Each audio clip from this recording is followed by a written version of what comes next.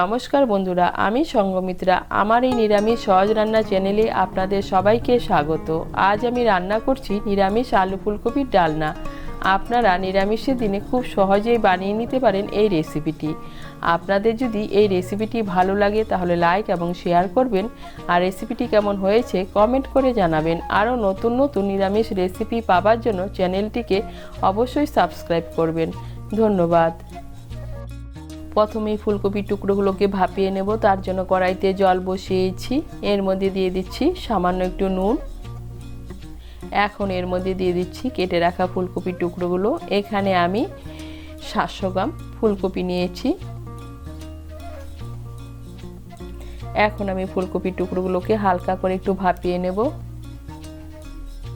ফুলকপির টুকরোগুলোকে হালকা করে একটু ভাপিয়ে নিয়েছি। এখন আমি ফুলকপির টুকরোগুলোকে নামিয়ে জলটাকে ভালো করে ঝরিয়ে নেব।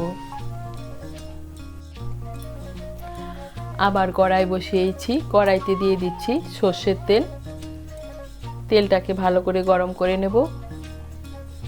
তেলটাকে ভালো করে গরম করে নিয়েছি। এর মধ্যে প্রথমে আমি আলুর টুকরোগুলোকে ভেজে নেব। এখানে আমি 4টে মাঝারি সাইজের আলু নিয়েছি। এর মধ্যে দিয়ে দিচ্ছি সামান্য একটু নুন আর সামান্য একটু হলুদ গুঁড়ো। নুন আর হলুদ গুঁড়ো মিশিয়ে নিয়ে আলুগুলোকে লাল করে ভেজে নেব।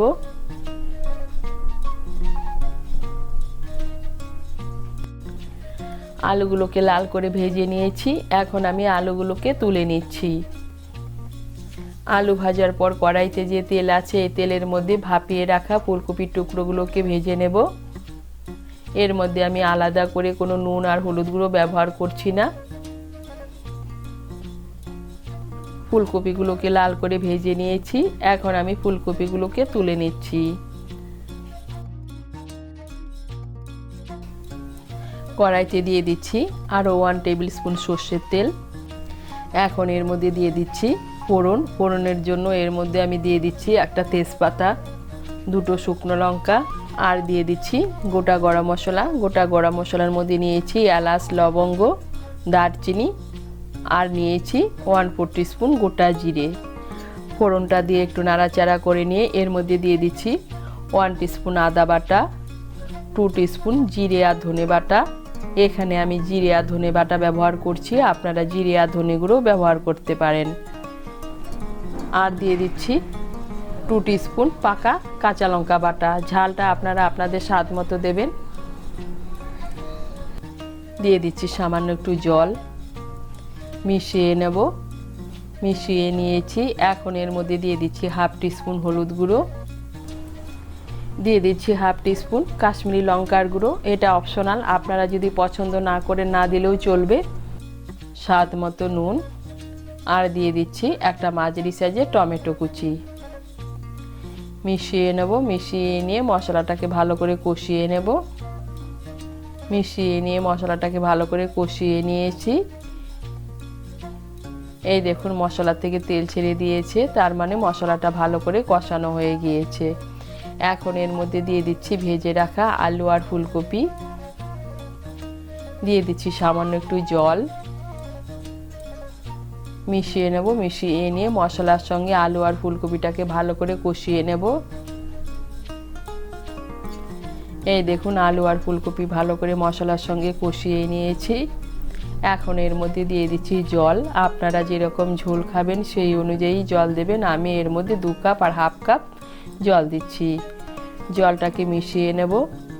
মিশিয়ে নিয়ে ঝোলটাকে একটু ফুটতে দেব। এই দেখুন ঝোলটা ফুটে উঠেছে। এখন আঁচটাকে মিডিয়াম করে 10 মিনিটের জন্য ঢেকে দেব।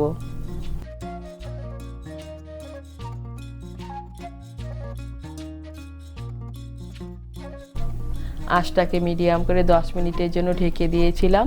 এই দেখুন আলু আর ফুলকপি সব সেদ্ধ হয়ে গিয়েছে। এখন এর মধ্যে দিয়ে দিচ্ছি সামান্য একটু চিনি। চিনিটা অপশনাল, আপনারা যদি পছন্দ না করে না দিলেও চলবে, কিন্তু নিরামিষ রান্নায় একটু চিনি দিলে খেতে ভালো লাগে। দিয়ে দিচ্ছি চিড়ে রাখা 3টে কাঁচা লঙ্কা। দিয়ে দিচ্ছি 1/2 টিস্পুন গরম মশলার গুঁড়ো, আর দিয়ে দিচ্ছি 1 চামচ ঘি।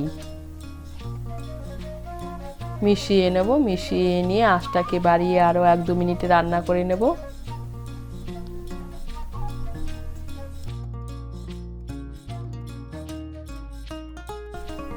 আঁচটাকে বাড়িয়ে আরও 2 মিনিটের মতো রান্না করে নিয়েছি। আর তৈরি হয়ে গেল নিরামিষ আলু ফুলকপির ডালনা। আপনারা নিরামিষের দিনে এভাবে আলু ফুলকপির ডালনা বানিয়ে খেয়ে দেখবেন, খেতে কিন্তু দারুণ লাগে। তৈরি হয়ে গেল নিরামিষ আলু ফুলকপির ডালনা।